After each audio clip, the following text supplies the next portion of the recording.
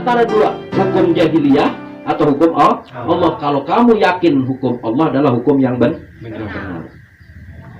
dan tidak boleh setengah-setengah, nggak boleh setengah-setengah, ya. Kan hari ini maunya Allah itu manusia orang yang beriman ini harus tunduk pada ajaran Allah secara totalitas. Apa kata Allah? Ya ayyuhalladzina amanu dkhulu fis-silmi kafah. Jadi maunya Allah itu orang Islam ditunduk sepenuhnya kepada ajaran Allah. Tetapi ternyata ayat ini Allah jelaskan juga, ketika nanti kalian akan melaksanakan sebuah ajaran harus tunduk sepenuhnya kepada ajaran Allah, nanti akan dihadang oleh setan. Dan setan itu tempo-tempo berbentuk jin dan tempo-tempo berbentuk minal jinnati wan nas. Nanti akan ada setan yang berbentuk manusia dan akan menghalangi umat Islam. Bagaimana caranya umat Islam ini agar tidak tunduk sepenuhnya kepada ajaran Allah? Maka wala tattabi'u khutuwati syaiton innahu lakum aduwwun. Tuh, coba. Boleh pakai jilbab, boleh pakai peci, boleh ke masjid, tapi harus juga tunduk dengan peraturan manusia. Betul apa enggak sekarang begitu? Iya. Jadi sekarang ini ada orang yang merasa lebih hebat daripada Nabi, lebih mulia daripada Rasulullah. Jadi ibadah ini perintah Allah, tapi tunduknya kepada peraturan manusia zaman sekarang, bukan manusia Rasulullah yang dipilih oleh Allah. Maka sekarang sholatnya ajaran Allah, tapi cara-caranya harus tunduk kepada ajaran manusia. Jadi tunduk kepada sebagian ajaran Allah, tunduk pula kepada sebagian ajaran manusia. Setan hari ini di dunia lagi tertawa ngakak ini. Kemana-mana setan ini ketawa-tawa. Ini nggak bisa diatur. Maka kata Allah, kalau ada orang Islam yang mau diatur oleh aturan manusia dalam rangka beribadah, hablum minallah, apa kata Allah? Ulaika humul kafiruna haqqo. Di mata Allah kafir tulen. Kafir tulen itu bahasa Sundanya non? Sama kan? Nah, kafir tulen apa sih? Asli. Wih, tulen betul ini, ya. Pokoknya benar-benar kafir.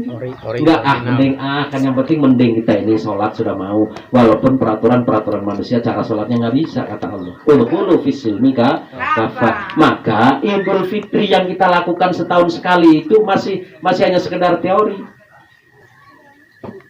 Yang berikutnya, kenapa kita harus bersyukur pada Allah Subhanahu wa taala? Karena kita setelah berada dalam jamaah, kita ini sedikit banyaknya memahami sebuah firman Allah di dalam surat 459. Ya ayyuhalladzina amanu atiullaha wa atiur rasul wa ulil amri minkum. Wih, hebat ini.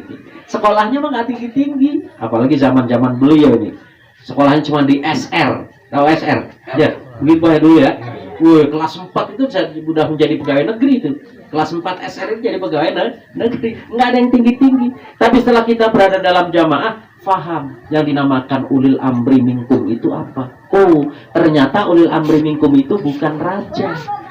Oh, ulil amri minkum itu ternyata bukan perdana menteri. Oh, ulil amri minkum itu bukan ketua umum. Tapi ulil amri minkum sebagai Nabi pernah sampaikan kepada umatnya bahwa pemimpin umat Islam itu cuma 2 gelarnya.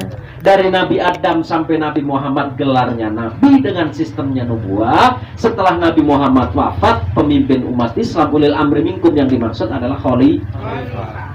Coba. Kan kita ngerti setelah masuk khilafah, betul? Karena apa? Kalau orang luar tahu ulil amri minkum wujudnya hari ini khilafah dan khalifah, pasti mereka berbondong-bondong masuk Islam, masuk khilafah gitu. Mereka masih mengartikan ulil amri, weh, di pojok sana ada kiai, jenggotnya panjang, sorbannya jauh panjang-panjang, jalannya nunduk-nunduk, kitabnya di rumah ada 3 truk. Itulah ulil amri kita. Diangkat sebagai pemimpin. Kalau ada 10 atau 100 orang yang semacam itu, maka umat Islam akan punya pemimpin 100. Padahal bersatu itu pemimpin harus satu. Coba. Ini yang dinamakan wadhkuru ni'matallah. Bersyukur kita hari ini berada dalam jamaah Allah. Khilafah Islam. Kenapa namanya harus khilafah? Ya Nabi juga yang ngomong. Nabi yang ngomong. Bukan Ustadz Aceh, bukan Ustadz Sanam, bukan tarbiyah saya, bukan. Tapi Allah yang ngomong bahwa ada 5 fase dalam kehidupan manusia. Yang pertama adalah nubuah, yang kedua adalah khulafaur rasyidin, yang ketiga mulkan adhan, yang keempat mulkan jabariyat, yang terakhir akhir zaman nanti ya, menjelang kiamat itu fatakunu khilafah. Jadi sistem terakhir nanti di dunia ini bagi umat Islam adalah sistem khilafah. Jadi kita bukan ngarang. Enggak ngarang. Ibadah ini nggak boleh ngarang.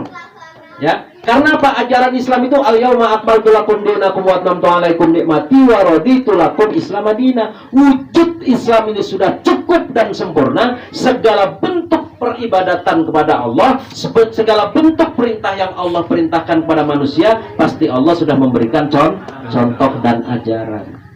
Masa kita setiap saat tausiahnya mengatakan wa'tasimu bihablillahi jami'a wala tafarraqu? Berapa habib yang setiap saat menyampaikan itu? Berapa banyak ustadz mubalik yang menyampaikan ayat itu, wa'tasimu bihablillahi jami'a wala tafarraqu? Tapi sayangnya mereka tidak mengajak bersatunya di mana? Pernah dengar? Sebelum masuk khilafah bohong. Cuman slogan saja. Wa'tasimu bihablillahi jami'a. Umat Islam itu harus bersatu dan tidak boleh berpecah belah. Situ mah sudah sering dengar ribuan kali itu. Tapi di mana harus bersatunya umat Islam? Nah, inilah yang jarang dibahas. Maka ketika hari ini kita ngaji, terus baca ayat itu dan kita bahas, aneh rasanya. Loh, kok saya bertahun-tahun, umur saya udah hampir 80, kok baru dengar ini ada khilafah Islam? Kok saya baru tahu ini ulil amri minkum adalah khalifah? Selama ini mah pemimpin kita mah anu, ya kan?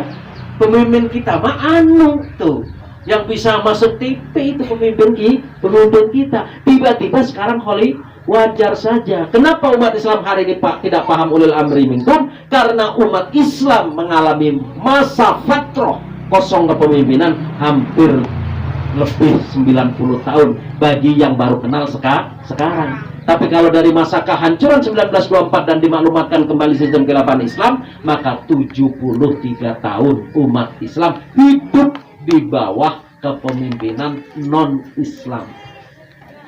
Umat Islam tidak pernah kenal tentang kehilafahan maka wajar seusia manusia itu sekitar 73 tahun itu.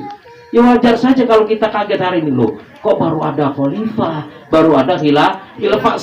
Terus di satu sisi kita nggak pernah mendengar, di satu sisi ada orang yang sering menyampaikan kekhilafan Islam itu syarat-syarat mendirikan dan memaklumatkan kekhilafan Islam. 1, harus punya ini. 2, harus punya ini. 3, terus dan seterusnya. Coba. Akhirnya ketika kita masuk khilafah, mana kekuasaannya? Mana tentaranya? Mana terus artinya kita ibadahnya hanya mana saja. Ya, jadi ketika ditanya oleh Allah meninggal sudah dengar khilafah. Mana ulil amri minkumnya? Oh, kita ini ya Allah, nunggu persyaratan. Jadi saya pernah ngasih contoh begini. Sholat itu perintah Allah, berjamaah itu ajaran dan sudah dicontohkan oleh Rasulullah. Nah, dalam sholat berjamaah itu syarat menjadi imam itu banyak itu. Di antaranya dia harus lebih banyak hafal Al-Quran, lebih banyak ilmu fikih, lebih dahulu masuk Islam, lebih banyak istrinya, lebih banyak anaknya. Jadi seumpama ini, saya sama beliau ini sama-sama orang pintar seumpama. Tapi saya ini istrinya 1, beliau ini istrinya 2. Yang harus jadi imam siapa? Yang istri 2. Tuh, begitu tuh. Iya. Jadi lebih mulia menurut Allah, bukan menurut ibu-ibu ini. Menurut Allah, ya, menurut Allah ini kalau seumpama saya sama Ikam sama-sama orang pintar, sama-sama udah jenggotan, tapi saya istrinya 1, beliau istrinya 2. Menurut Allah dan Rasulnya yang harus menjadi imam sholat beliau. Jadi menurut Allah takwanya lebih hebat. Kalau menurut ibu-ibu yang hebat saya apa beliau nih? Kalau yang yang 1 istrinya. Ya, paham juga ternyata ya. Tiba-tiba menunggu kriteria itu nggak ada. Masuk sudah orang-orang semuanya sudah komat, kita usah nunggu nongkrong lebih dari 30 menit. Tiba-tiba kriteria itu yang kita tunggu-tunggu tadi itu harus istri 2, harus anak yang lebih banyak dan segala macam hafal Quran, nggak ada. Terus dari pojokan begini, bapak-bapak, saya umumkan bahwa sholat berjamaah bubar, gagal, karena imam tidak ada yang memenuhi syarat. Kira-kira begitu nggak kira-kira? Hanya seadanya. Walaupun dia ngomongnya nga'udzubillahi minasyaitonirrajim, alhamdulillahirabbil, ya emang nggak ada, cuman adanya begitu. Tetap aja harus sholat berjamaah. Nggak ada cuman satu-satunya yang bisa ngomong alhamdulillah itu begitu tuh. Karena nggak ada lain. Nah, sementara hal ini tidak pernah dijelaskan dalam kepemimpinan umat Islam. Ya, nggak begitu. Di mana-mana kalau kita melihat contohnya di dalam Al-Quran itu, Allah angkat dulu pemimpinnya. Surat 2 ayat 30. Ya, ini buat TWT saya pas nih. Ketika Allah wa idz qala rabbuka lil malaikati inni ja'ilun fil ardi khalifah. Kalau saya memahami ayat itu menurut paman saya, Adam itu, kalau bahasa saya ini orang bodoh, nggak ngerti apa-apa. Diangkat menjadi nabi, nggak ngerti apa-apa, belum punya ilmu. Maka tiga satunya wa 'allama, pakai tasdid lagi, wa 'allama adamal asma'a kullaha, baru diajarkan satu persatu dengan cara detail. Itu nabi.